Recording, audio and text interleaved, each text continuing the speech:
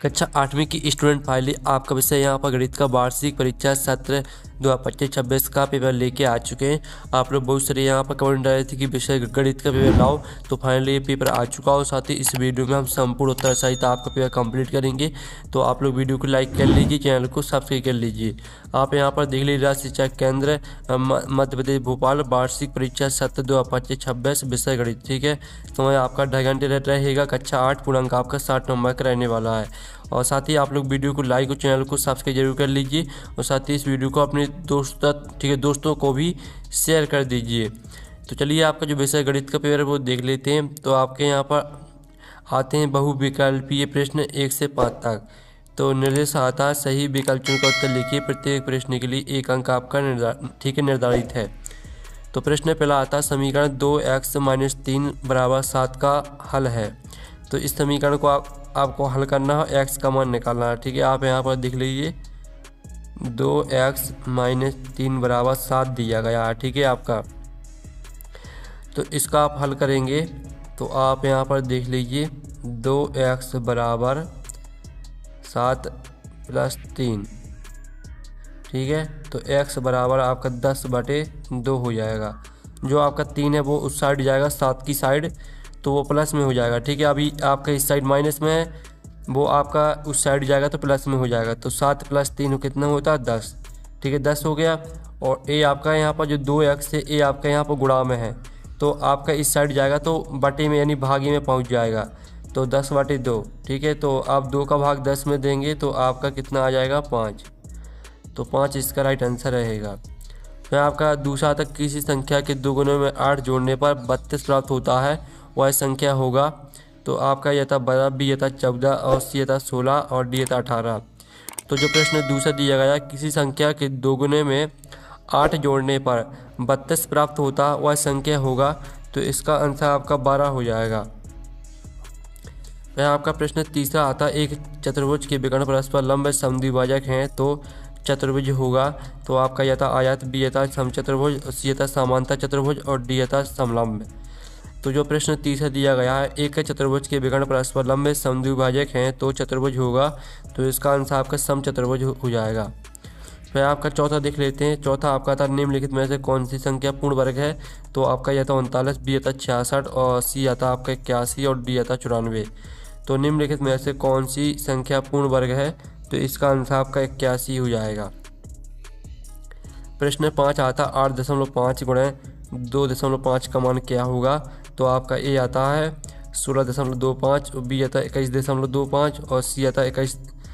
ठीक है, आप यहाँ पर देख लीजिए 212.5 और डी आता है ठीक है 2125। तो आपको इसमें गुणा करेंगे तो जो आपका मान निकल के आएगा वो आपके 21.5 रहेगा। ठीक है, आपका बी राइट आंसर हो जाएगा। अब चलिए आपके जो 1 से लेकर 5 तक दिए गए थे आपके बहुविकल्पीय प्रश्न वो कंप्लीट हो जाते हैं। अब रिक्त स्थान आते हैं 6 से 10 तक। निर्देश आता है नीचे दिए रिक्त स्थान की पूर्ति कीजिए। प्रत्येक प्रश्न के लिए 1 अंक है। ठीक है, प्रत्येक प्रश्न के लिए 1 अंक आपका निर्धारित है। तो प्रश्न 6 आता है डॉट नियम के अनुसार AB+C = AB+BC कथन सत्य है। तो इसका आंसर रहेगा आपका वितरण। ठीक है, वितरण नियम के अनुसार वितरण आपका इसका आंसर हो जाएगा। ठीक है, वितरण नियम के अनुसार AB+C = AB+BC कथन सत्य है।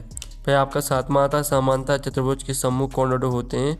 तो समांतर चतुर्भुज के सम्मुख कोण आपके बराबर होते हैं, तो आपका 7वें का आंसर बराबर हो जाएगा। 8वां आता आयत चित्र एक प्रकार का डॉट है जो आंकड़ों को अंतराल में दर्शाता है। तो 8वें का उत्तर आपका रहेगा दंड। ठीक है, दंड आरेख। दंड आरेख आपका इसका उत्तर हो जाएगा। और जो आपका 9वां आता अंकित मूल पर दी गई छूट दंडों कहलाती है। तो अंकित मूल पर दी गई छूट आपकी बट्टा कहलाती है। ठीक है, बट्टा आपका इसका आंसर हो जाएगा। फिर 10वां आता संख्या 1024 का बीजांक है। तो संख्या 1024 का जो बीजांक रहेगा वो आपका 7 रहेगा। ठीक है, 7 उत्तर आपका इसका हो जाएगा। तो इस तरह से जो आपके यहाँ पर रिक्त स्थान है वो कंप्लीट हो जाते हैं। ठीक है, आपने अच्छे से याद कर लिए होंगे। वीडियो को लाइक जरूर कर लीजिए और चैनल को भी सब्सक्राइब कर लीजिए। अब चलिए आपके देख लेते हैं अतिलघु प्रश्न आते हैं 11 से 16 तक। तो 11वां आता समांतर चतुर्भुज के 2 गुण लिखिए। तो चलिए जो इसका उत्तर है वो हम यहाँ पर देख लेते हैं। तो समांतर चतुर्भुज के दो गुण रहेंगे, सम्मुख भुजाएं बराबर और समांतर होती हैं और सम्मुख कोण बराबर होते हैं। फिर आपका आता 12वां, ठीक है, इतने का आपको मानक रूप लिखना है। तो चलिए हम मानक रूप देख लेते हैं। तो मानक रूप अब 2, ठीक है, 2.16 गुणा 10⁻7, ये आपका मानक रूप हो जाएगा। फिर 13वां आता अनुपात किस प्रकार की राशियों के पारस्परिक संबंध को व्यक्त करता है। तो इसका उत्तर रहेगा अनुपात दो समान इकाई वाली राशियों की तुलना व्यक्त करता है। ये आपका 13वें प्रश्न का उत्तर रहेगा। फिर आपका 14वां आता है यदि 1 किलोग्राम चीनी का मूल्य 18 रुपये है तो 3 किलोग्राम चीनी का मूल्य क्या होगा। तो 1 किलो चीनी का मूल्य आपका 18 रुपये है, 3 किलो का चीनी का मूल्य कितना होगा, तो 18 गुणा 3 कर देना है आपको। ठीक है, आपका यहाँ पर 18 3 54 रुपये आ जाएगा आपका आंसर। ठीक है, 14वें का आंसर 54 रुपये। फिर आपका 15वां आता A B minus B C, B C minus C A minus A B का योग ज्ञात कीजिए। तो 15वें प्रश्न का आंसर आपका यहाँ पर 0 रहेगा।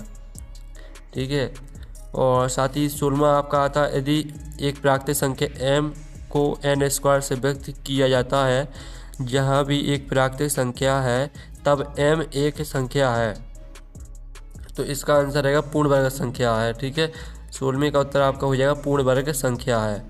अब चलिए आपके लघुत्तरीय प्रश्न देख लेते हैं। तो लघुत्तरीय प्रश्न आते हैं आपके 17 से 22 तक।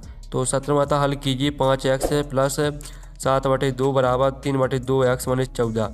ठीक है, इसको आपको हल करना है और साथ ही आप यहाँ पर देख लीजिए। चलिए आप 7वें प्रश्न का आंसर दिखा देते हैं। तो इसको कैसे हल करना है आपको दिखा देते हैं। ठीक है, इस तरह से आपको हल करना है। x वाले पद को एक तरफ और ठीक है, और संख्याओं को दूसरी तरफ ले जाने पर तो आपको x वाले को, ठीक है, एक साइड कर लेना और संख्या वाले को एक साइड। जैसे कि आपका यहाँ पर 3, ठीक है, 3/2x दिया गया और 5x आपका इस साइड चला जाएगा, 14 आपका इस साइड आ जाएगा। ठीक है, तो आप देख लीजिए आपका यहाँ पर इसी तरह से हो गया है।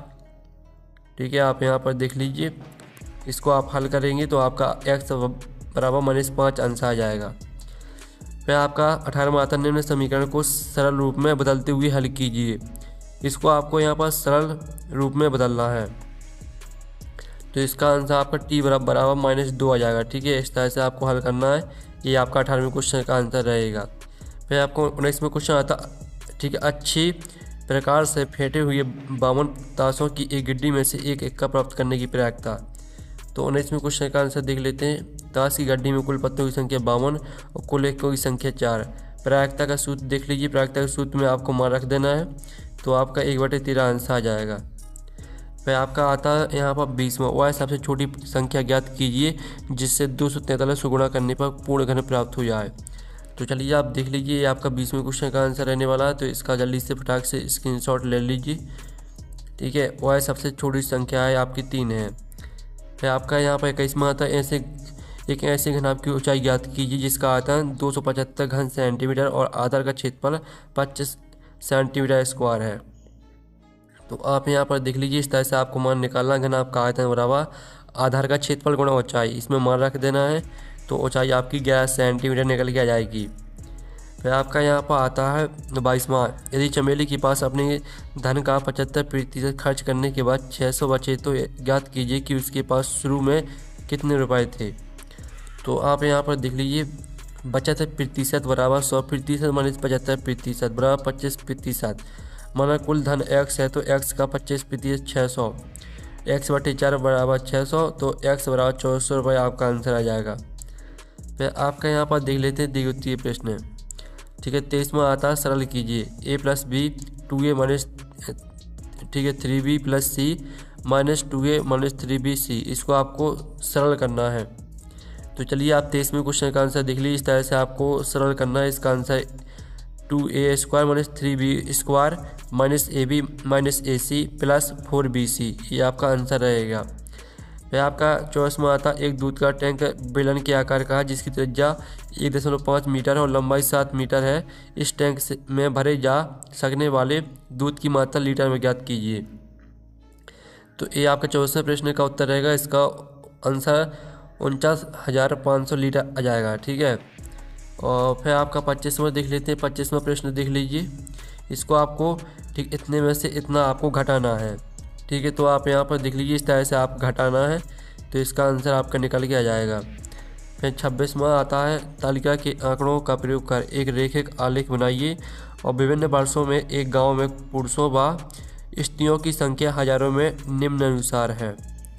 ठीक है, तो आप देख लीजिए, आपका 26वें प्रश्न का आंसर रहेगा। ठीक है, तो स्क्रीनशॉट ले लीजिए, आपका 26वें क्वेश्चन का आंसर दिया गया है। तो इस तरह से जो आपका गणित का पेपर है वो कंप्लीट हो जाता है। इस वीडियो को अपने दोस्तों तक शेयर कर दीजिए और वीडियो को लाइक कर लीजिए, चैनल को सब्सक्राइब कर लीजिए। हम नेक्स्ट वीडियो में मिलते हैं। Thanks for watching.